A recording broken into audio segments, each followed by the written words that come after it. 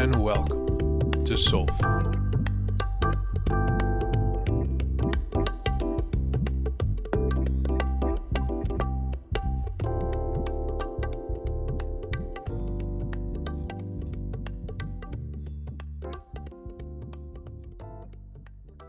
All right.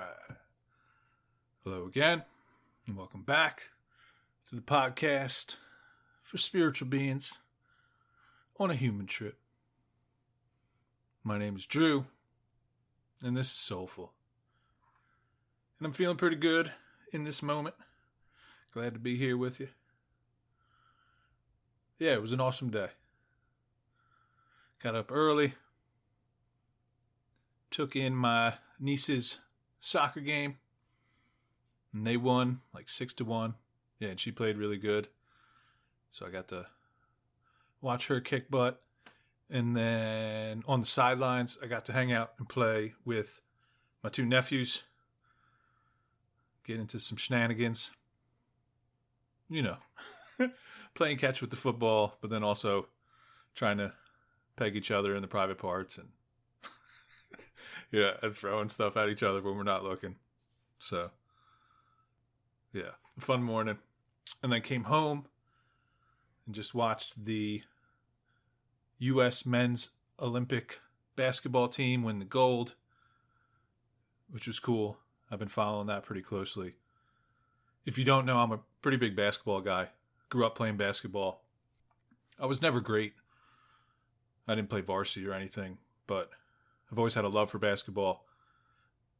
I grew up partially on a basketball court across the street from my house, so yeah. Basketball is near and dear to my heart, and so it was cool to watch, like the best players from the NBA who are used to like playing against each other for money all compete together and really enjoy playing basketball at a high level with each other for like a gold medal, to be the best in the world. So it was cool. Yeah.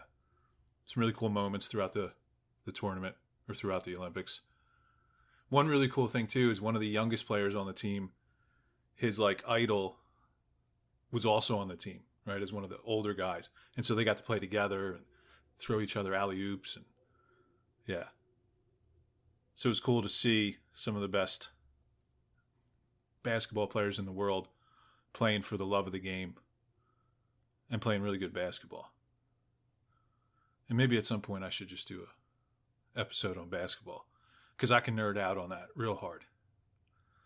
Yeah, good basketball is like poetry in motion, man.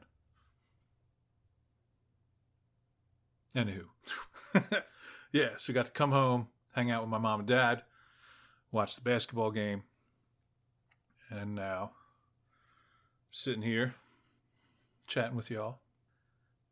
And I got a couple things definitely want to touch on in this episode, and then a couple things I want to touch on and then dive into the specific content for this episode, where I'm going to share with you a little bit about how I seize some things. Yeah, I think it'll be cool to share some of that. And so that's the game plan. And I am properly caffeinated and also a little fired up. There's some energy flowing right now. But I'm going to roll with it. So apologies if you were tuning in for a more mellow Drew. But today, you get a fired up Olympic gold medal playing with my niece and nephews, Drew. And so the two things, that I wanted to touch on before I get into the content, and really it kind of flows together, is I'm also super excited to have gone through the transformative chrysalis period with what was the Imperial Academy and what is now Earth School. Yeah, really pumped for Earth School, which will kick off this fall, specifically September 22nd. And it's going to be a semester, really like 3 months, of offerings that should hopefully draw in all kinds of folks, because there's going to be like one-off sessions, one-off talks. then group, like monthly group experiences, also some mini courses, some like 4 Tuesdays in a row or 4 Thursdays in a row. And so, yeah, I'm really excited for Earth School and how that's coming together. And I don't have exact dates and offerings for you yet, but they're cooking and they should be done soon. And they will be appearing on the interwebs. And so if you want to connect with like-minded, like-hearted souls that are learning and growing and on a human trip, much like yourself, Earth School is going to be a really cool place for that kind of connection and collaboration and community. So, yeah, stay tuned for more Earth School flavored announcements. Yep, super excited for that. And, oh yeah, and then I'm also currently reworking my website. So if you come to check things out and and links don't work or buttons don't work, my apologies. Also, thank you for your patience and understanding. And I should be cleaning everything up, hopefully within the next week. Yep. So feel free to check out the website, but also feel free to wait to check out the website, the newest version of it. And I like how it's coming together. And this might be like, well, I mean, yeah, I've gone through probably a dozen different incarnations and reinventions and whatever. It's a constantly evolving thing, which makes sense, right? Because that's life too. But yeah, it's been quite a journey of learning about who and what I am and how I do what I do in being who and what I am. And so, yeah, I'm excited for this latest manifestation or this latest incarnation. And this segues nicely too, yeah. On the new website makeup, I'm referring to myself as a teacher and a guide and a seer. And some of those words I would have judged harshly in the past. And I'm still like kind of feeling into those names or roles. I mean, ultimately, they're just words. And it doesn't really matter what I think I am. I just am this, and I show up in a variety of ways for a variety of different people. And I'm cooler with that than I was in the past when I like needed official words and stuff. But I also need to create a website and put myself out there so people can find me. And so these are the new sets or the new set of words that I'm feeling good about. So I've been using guide for a while, and yeah, and that feels totally appropriate. You know, I help folks navigate inner terrain and navigate their lives, you know, in ways that are a little more honest, or a little more authentic, a little more fulfilling. And I've been doing that for a while now. Yeah. Guide was like the first term I felt good about after the counselor therapist days. And so guide remains. And teacher can be used in a couple different ways. I still teach college classes, so that's appropriate. And also I facilitate learning in a variety of different ways. And so the way I understand being a teacher is, yeah, learning comes first. And then if you're part of supporting or guiding or facilitating learning process, yeah, then maybe the word teacher fits. And so that's very much how I have shown up in my life and with others for a while now. And then the newest term, which I'm feeling into and I'm liking, but I'm also feeling a little resistance because it's new, is this term of being a seer. And it feels honest and right when I'm with myself in a more quiet space, right? In a deeper expression, if you will.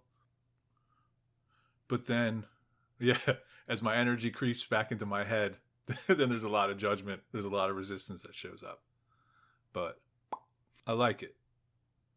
And I like that kind of taking on this term or this title or this role or whatever. Yeah, it's a little bit of a stretch for me. It's a little bit of a growth opportunity to push through some of my own resistance and then stand in something that, yeah, like really resonates in a very deep way for me as being true. Because, yeah, man, I see some stuff. Sometimes I wish I didn't. But, yeah, my entire life I've seen deeply into things. Like I said, often deeper than I might want to, or deeper than is socially acceptable. But it's been a part of who I am. And when I say the word see, yeah, it's a seeing, feeling, kind of knowing. Yeah, it's hard to describe accurately using one sense. But yeah, this is kind of what I want to share about here in this episode. Because I think, like I said, this is a growth zone for me. I also think it's a cool opportunity for me to share honestly and riff a little bit. Because, yeah, I've not always been in acceptance of this ability or gift or whatever. And I think it's already shown up in some of my own self-deprecation or some of my own judgments about maybe not wanting to see deeply. But it's part of who I am.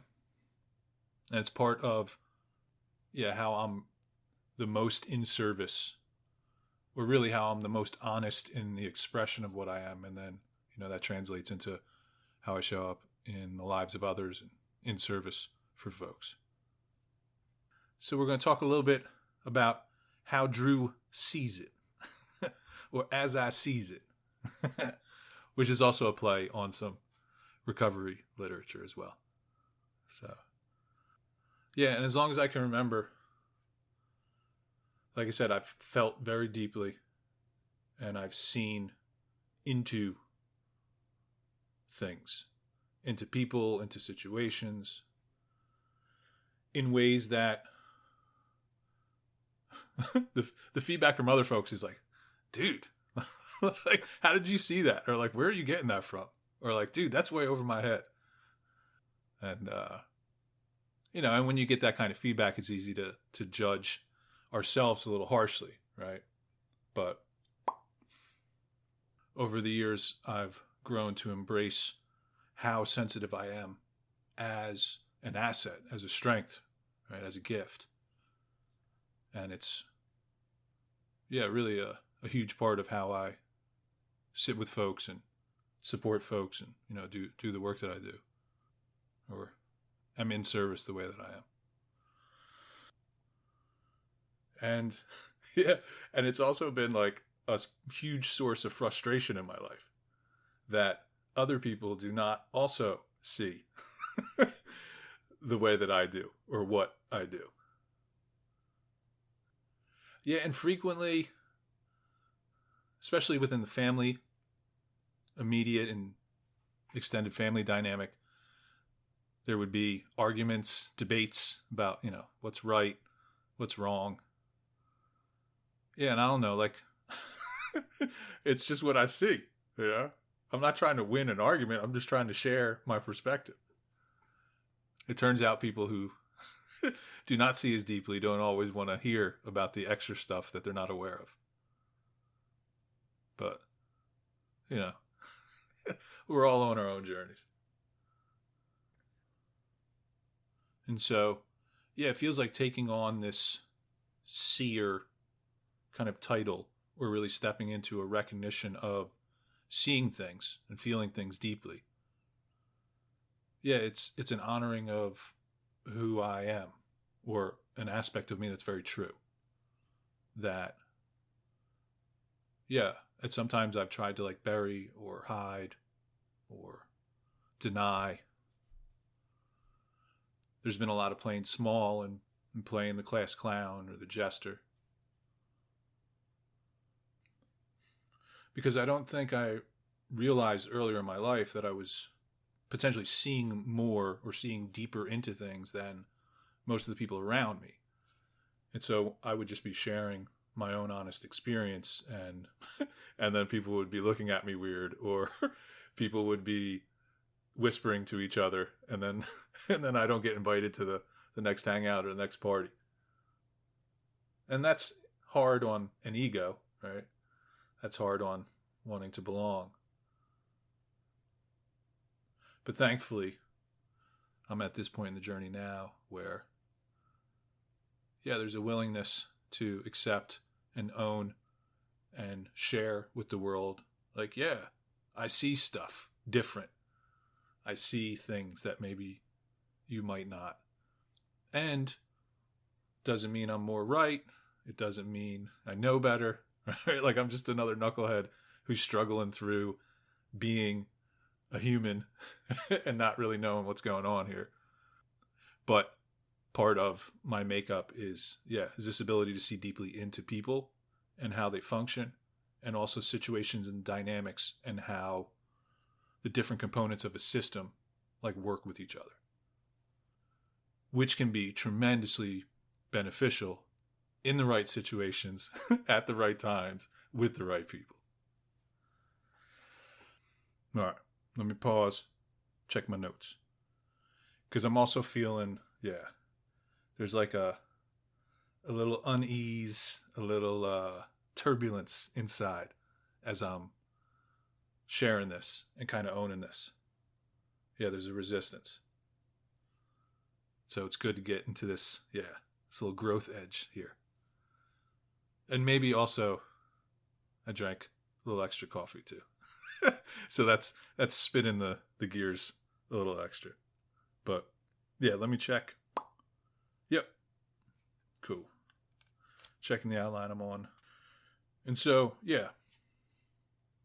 there's been a lot of doubt of myself in my life. And I think that has then turned into, or definitely influenced me to seek validation through the approval of others, but also certain titles within our society. And so I think that was a lot of the energy that sent me in the direction, or we'll say it like this, part of the energy that sent me in the direction of becoming a therapist and a counselor. Because then with the master's degree and the training and the experience, now I'm a therapist, now I'm a counselor, now I know things about psychology, right? Like, it was all validation so that I guess I could feel more comfortable with seeing what I was seeing. And I also learned a ton about how to open up that seeing for others and how to hold space for people as they're, growing and coming into new recognitions and realizations. But it feels cool now to be post-counselor, post-therapist era. And I'm not riding on the societal stamp of approval of being a particular title or position. Instead, I'm just naming something that's very natural to my being and owning more of myself in an authentic way. Yeah, because like I was sharing before, since I was a little bugger, I've always been super empathic. I've always felt a lot. And if you can relate to that, you're going to dig the empath group that's part of the Earth School experience this fall. Stay tuned for that. A little Earth School plug right there. But ever since I was a little bugger, I could feel a lot. And I wasn't aware of what to do with that. I also wasn't aware that other people didn't feel as much. And I thought a lot of what I was feeling was mine when it wasn't. Right? That's a classic thing for a sensitive kid or an empathic kid or whatever term you want to use. If you're a child that's super sensitive or super open or tuned energetically, we pick up on a lot of the energies in our environment And then for me, I always felt like I needed to do something with them, right? Like I didn't realize they actually weren't mine. I was feeling them, but they weren't mine. And hopefully that makes sense. Because that's also been tremendously beneficial for me later in life, right? Like deeper into my recovery, as I have learned, and it has become clear over and over again that, yeah, I feel stuff, but it's not necessarily mine, and I don't necessarily have to do anything about it. For most of my life, yeah, I felt responsible for all of the feelings of all of the everyone's, right? Like if I was somewhere and I was feeling something, I then became responsible for that, even if it wasn't mine. And if you're a counselor or a therapist, that's a really quick path to burnout. And really just as a human being, that's a quick path to burnout. Yeah. And I think that definitely played a role in me falling into addiction for sure. Right? Trying to numb out and turn off life because I was feeling so much and also so responsible for all of it. And then, yeah, I could just like see into people and feel people. And then, and then I would, just offer that to folks who were not necessarily wanting it. Yeah. And if you offer unsolicited deep seeing to people, right, unprompted, you generally don't get invited to lots of parties, right? You're not going to win the popularity contest. But I didn't know any better. I was just being myself as a kid, and then taking my lumps because I didn't fit in with a world that mostly wants to keep perspective small and moving in a direction, right? So early years, definitely a challenge, being empathic, seeing into stuff. And then there was a period of time, yeah, and I've had to do some penance or I've had to do some service to kind of redeem myself, I guess, for myself or to forgive myself. Yeah, because there was a period in my active addiction where, yeah, it was ugly. And so I would just come for people's heads, right? Because I was lost and scared and hurting. And yeah, just a reactive kind of animalish being at that time. And so, yeah, I would cut deep to protect myself or to distract myself, whatever it was. And there were a lot of people that I caused harm to, just with some words, just by sharing a certain perspective at a certain moment in time that, yeah, it wasn't cool. And so if anybody's listening to this and I did that to you, I'm sorry. I've learned I don't do it anymore. I mean, occasionally I'm a little snarky, but yeah, there was a period of time in active addiction where I was like on a mission to make people feel the same kind of pain that I was in. And that happens, man. Sometimes we get caught up and it's not pretty. But like I said, I've had some time and some years and I've put some energy into owning that and amending some behaviors and then also putting my gifts and talents to use in really beautiful ways. So I feel better about it. I've forgiven myself. And if you have not forgiven me, well, I mean, that's something you might want to take a look at. Right? Because you don't get forgiveness from people. You got to give it. And so, but anywho, yeah. So sensitive kid, seeing deeply, feeling deeply, getting lost. And yeah, and the gift becoming much more of like a weapon during a period of time where I was like lost. And then coming out the other end through the grace of the universe or God or whatever. And then having the opportunity to learn and grow and heal and let go of baggage and baloney and come into a truer and truer understanding and embodiment of myself. Learning how to live more and more authentically and how to honor the natural gifts and talents that make me my own unique, special flavor of Drew or whoever I am. Yeah. as a result of being on the journey, yeah, I've gotten to really learn more about myself and then honor what I've learned. And so this taking on the mantle of being a seer, yeah, it feels just like an honoring of what I do and who I am and how I show up with folks. Cool. Good. And yeah, we'll clarify that here. So as a seer, I'm not I'm not like, tripping balls and catching visions all the time. Not all the time, but actually I was just in the kitchen yesterday, and I'm staying with my folks, and and I went in the silverware drawer and I pulled out a fork and was immediately transported to like my childhood home 20 years ago for like a blip, right? It was intense. It was wild. Yeah.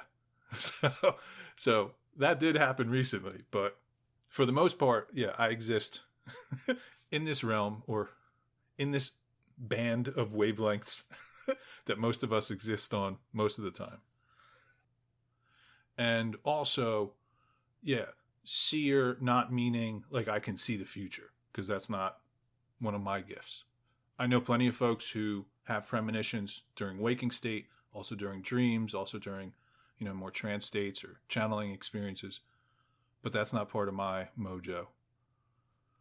I can see possible futures with people, but that's much more from seeing deeply into them in the present moment. Right. And so that's really what I've come to understand is my gift, or one of my gifts. Yeah, is that I can hang out with somebody and we can get chatting and talking and laughing and connecting. And then, yeah, there's a connection that opens up. And then I can like hear how people think. And then I can start to see the way that they build their reality bubble, if you will. Right? Because we're all living in a in a world of our own, and all of our own little mini person realities are created in different ways from the experiences of our life and how we understand them, and then how we go about things. And so like I can see that in people. Like I used to tell folks that I used to be able to like put people on, like they were a costume or like a suit. But now as I'm saying it, I'm getting Silence of the Lambs, the skin suit vibes, which feels weird, but that's not it. But seriously though, like if I hang out with somebody for a period of time and we connect and we're on a similar wavelength and they're open to it, yeah, I can see pretty deeply into how you create your reality and how the thoughts connect with behaviors and where your resistances are. And some of it's verbal, some of it's nonverbal, some of it's got to be intuitive, because I don't know where it comes from, but but it's on point. It's like a knowing. And so, yeah. And that's really what I do with folks in the sessions that I currently offer. We hang out, we chat, we connect, and then once the vibes are flowing, then if you have questions, you can ask them, or I might just pause you and then start to ask you questions. And then at some point, yeah, a bunch of information starts flowing through, or little like pressure points become obvious. Like if you are open to it and you want it, if we hang out for like an hour, maybe an hour and a half tops, yeah, we're going to get in touch with some stuff. There's going to be some new perspectives that are made available. So consider yourself warned, or yeah, we got that here. So, come on down. So sessions are more like, yeah, hanging out, chatting, and then you're going to get some downloads from me. You're going to get some perspectives, or maybe I ask you questions and then you're seeing yourself in a different way. Yeah, it can manifest in a variety of fashions, but that's the session thing. The programs is where I'm more kind of like supporting you in being able to see yourself in deeper ways. And then also beginning to live in a way that honors what you're seeing, right? Because realizations are great, but embodiment is way better, in my opinion. according to whoever I am, as I sees it. All right, cool. So a little bit about the sessions and a little bit about the programs there too. Yeah. And so, yeah, this is who I am. This is how I show up. It's who I've been. Now I just choose to honor it and name it.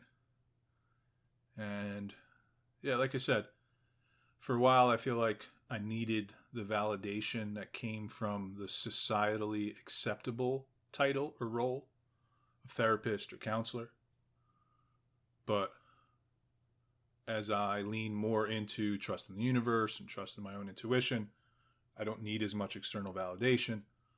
And so I can I can just honor what I'm seeing, which is that I have this seeing ability, right? Or I could be referred to as a seer. And you can come find out for yourself. just be warned, just know this ain't a parlor trick. Yeah. And I can't promise you what I'll see. I just know that if we hang out, I'm going to see some stuff. And if you want to hear about it, I will share. All right. Let me see what else I got here on the notes. Oh, yeah. I think this might be a cool reference for some of y'all that are on the human design wavelength, which is a really cool system for understanding human experience. I am a 5/1 splenic projector, which some of y'all probably would have guessed already in some form or fashion. Yeah. And don't get me wrong, I don't subscribe to like any exterior system really. Honestly, I'm just more of a system guy. So I love the ways that information can be organized, right? And learning about that, because then, yeah, like learning about systems, I'm able to then generalize that to other parts of life experience as well. So like an example of that is learning about the stages of change in grad school. For me, some of the coolest ways to connect to that or relate to that is looking at nature, right? And so there's so many parallels between this theory about change that connect to nature for me. So yeah, and I just love learning how systems function and operate and being able to pull insights from them and then apply those insights in other places. And so this happens with the folks I work with too, right? The clients or the students that I work with and learn with, I'm learning from them and their systems and how they construct their realities, which then inform me to see similar stuff in other folks. And so I'm actually getting like infinitely or exponentially, we'll say, better at seeing deeper, more accurately because I keep learning with more and more people. And a lot of these folks are going to be a part of the Earth School experience. So again, if you're looking for a community on a certain wavelength, man, it's going to be cool this fall. And I would definitely invite you to join us. All right. Hopefully some of this hits. Some of this is linear. Yeah, I'm in a pretty spacey and caffeinated energy right now, but I like that I'm sharing like this. Because being a seer, right, there's so much resistance in my system. There's so much noise and judgment. Like, oh, a seer, that's hokey pokey, that's woo woo, that's BS. Yeah, and I don't know, maybe, but it's part of what I am. And so I can judge parts of myself and then remain at odds, right? Remain divided. Or I can continue to recognize, honor, and integrate and become more whole. And so that's what I'm doing. All right, let me make sure I hit everything because I got, just one little piece here left. So, yeah, I'm a seer. I see some stuff. I feel deeply. I see deeply into people, into situations, into systems and dynamics. Yeah, that's another wildly unpopular thing that I've done in my life. Is come into like new organizations or new facilities and begin to see the political, social dynamics and how things function and how things don't function or how things are dysfunctional. And I'm not good at not saying what I see. I mean, I'm better now, but it's still hard, man. It's still hard to hold my tongue. But I think as I'm getting a little older, I'm realizing that it don't matter what I see unless somebody actually wants to hear it.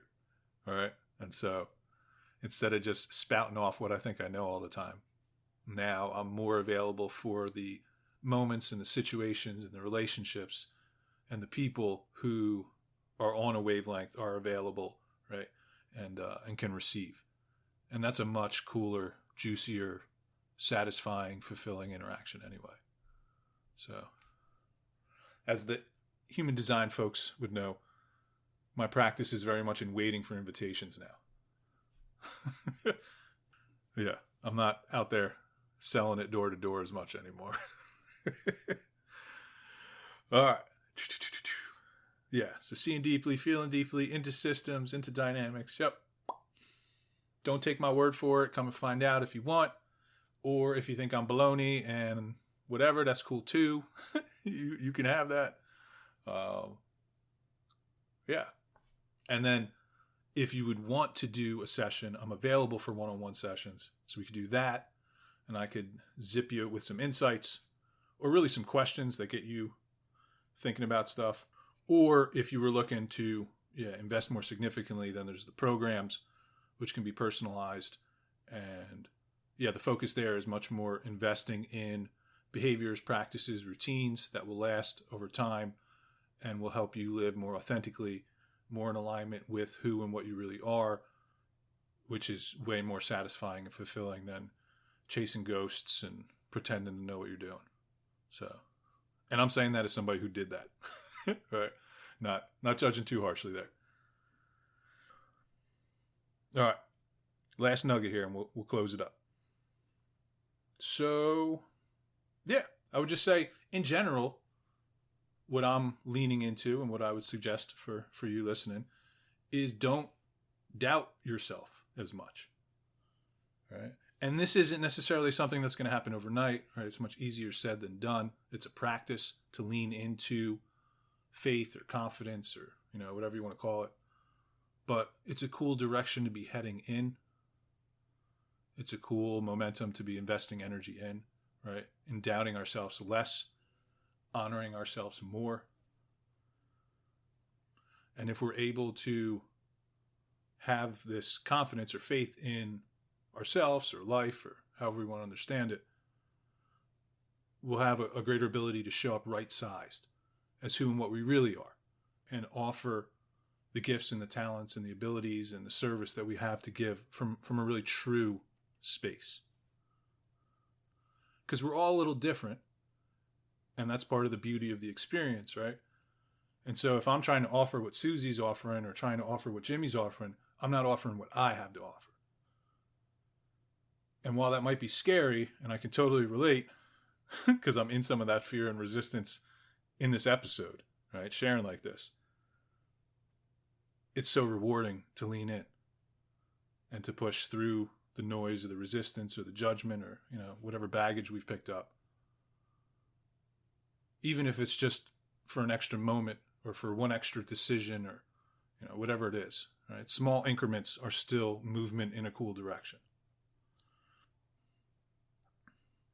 And so, be humble, right? And humble doesn't mean low self-esteem. Humble doesn't mean quiet, small, and in the background. Humble means, for me, right-sized, right? Like, be you. Be more you. And watch life unfold in really cool ways. And that's the trip I'm on. And this is definitely another step in that direction. And I can already feel the post-honesty, post-vulnerability, judgment hangover beginning to creep in. Yeah. I'm going to want to delete this episode as soon as I stop recording it. But That's not going to happen. You're listening to it now, which means I was able to have some faith, have some confidence, lean in, let go, trust life, trust myself. Yeah. And show up as more of who I really am. In a world that's entirely lost, by the way. Like, I swear, yeah, at least half of these knuckleheads out here are totally cooked. Not judging too harshly, but there's not an abundance of sanity or, like very clear seeing in our world. And so looking outwards for a certain depth of understanding or recognition or realization, we're just not going to find it. All right. But looking inwards, there's some cool stuff here. And looking inwards with cool people, with cool community. Yeah, there's some really beautiful stuff that can blossom in this space. So, trust yourself. Don't doubt yourself. Honor your gifts. Share your wonderfulness. Yeah.